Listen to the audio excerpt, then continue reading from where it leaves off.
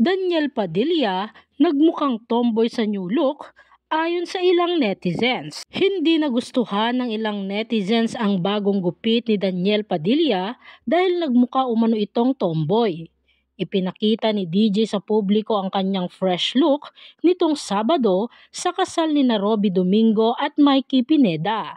Maliban sa kung sino-sinong personalidad daw ang naging kamukha niya sa gupit, napagkamalan din siyang tibo ng ilan. Komento ng ilang netizens, akala ko si Jake Cyrus eh. Bakit mukha siyang tomboy? Kala ko si Jake Cyrus. New look, nagmukhang tomboy na tuloy. Naging tibo-tibo.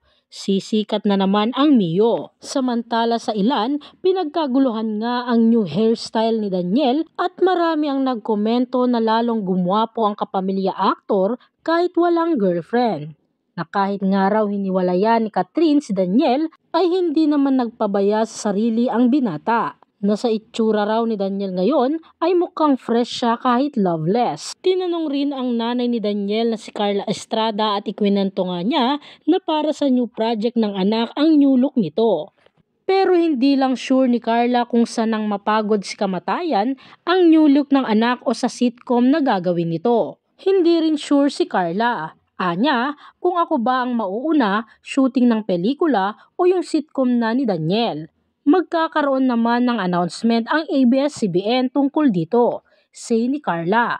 Palaging napupuri si Carla dahil always willing siyang sumagot kapag tinatanong ng ilang press. Kahit nga naiintriga madalas si Daniel ay hindi umiiwas sa entertainment press si Carla, na siya pa rin ang palaging unang bumabati kapag nakikita niya ang friends niya na miyembro ng entertainment press.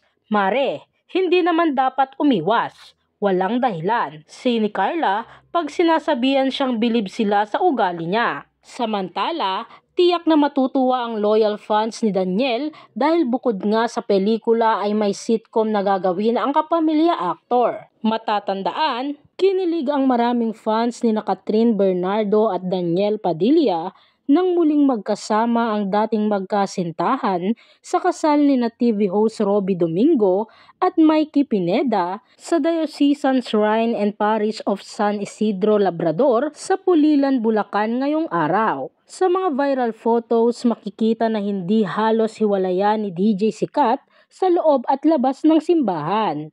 Isa sa mga kumalat na larawan ay hawak ng aktor ang bewang ng dating girlfriend. Samantala, agaw eksena rin si Daniel Padilla sa kasal ni Robby Domingo at Mikey Pineda ngayong araw dahil sa kanyang bagong look. Ibinahagi ng makeup artist na si Ryan Co ang ilang larawan ni DJ habang naghahanda para sa kasal.